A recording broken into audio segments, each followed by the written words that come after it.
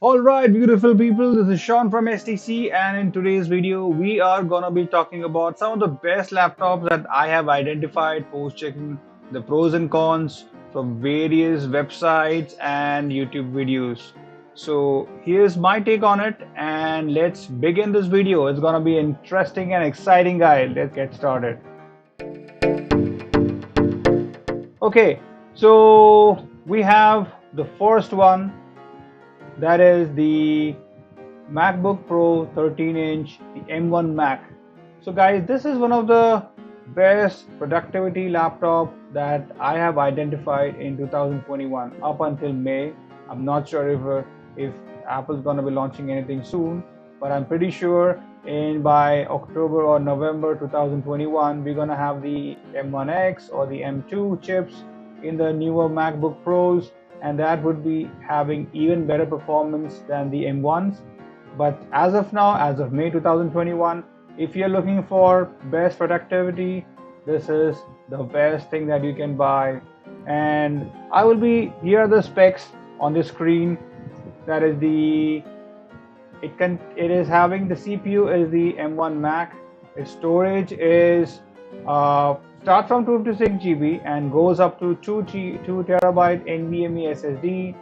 RAM, the base configuration again is 8 GB, but yeah, you can go up until 16 gigs by adding more cost. And the GPU is custom core, 8 core of GPU built into the M1 Mac. So all in all, it's a very good laptop, guys. Good thermals, sustained performance, excellent battery life, and the aspect ratio is 16:10 with 500 nits of brightness.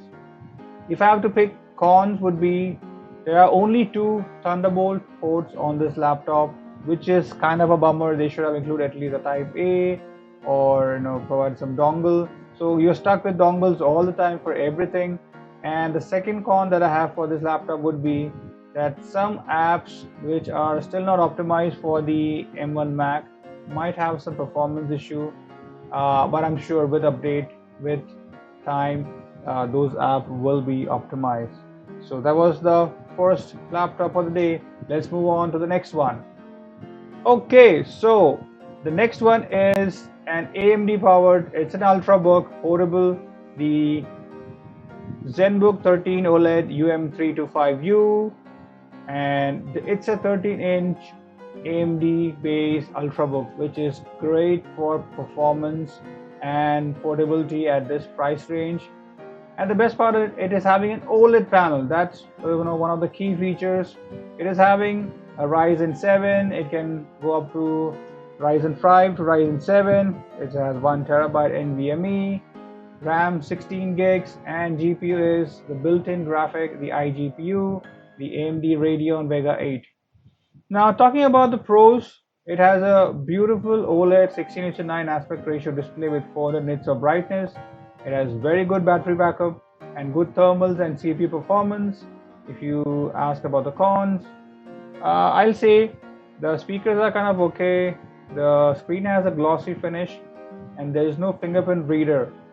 So that would be it. And yeah, the GPU performance is not up to par of the Intel Iris Xe graphics. So yeah, that would be the downside or the cons for the ZenBook 13 OLED UM325. Okay, now the next segment, the best two-in-one laptop that I have identified is, the first one would be the HP Spectra X360 Convertible 14. The best part about this laptop is that it's having a 3:2 aspect ratio, 400 nits OLED panel, guys. It has very good thermals and sustained performance. The specs are on your screen, the same as the normal 11th gen laptop, i7 1165 CPU, up to 1 terabyte storage. Memory is 16 gigs LPDDR4, and the GPU is the built-in Iris Xe graphics from Intel. But there are a few cons about this laptop as well. Since it has an OLED panel, it is very much battery hogging, and yeah, so that will be one of them. Speakers are sounding just about average, and it is definitely an expensive chap. It is not cheap because of all the technology, but definitely for those who are looking into productivity, 3:2 aspect ratio, everyone will appreciate that. Okay, so moving on to the next one is the again from HP. This one is the HP Spectra X360 Convertible 13. Now, the difference with regards to specifications are more or less the same.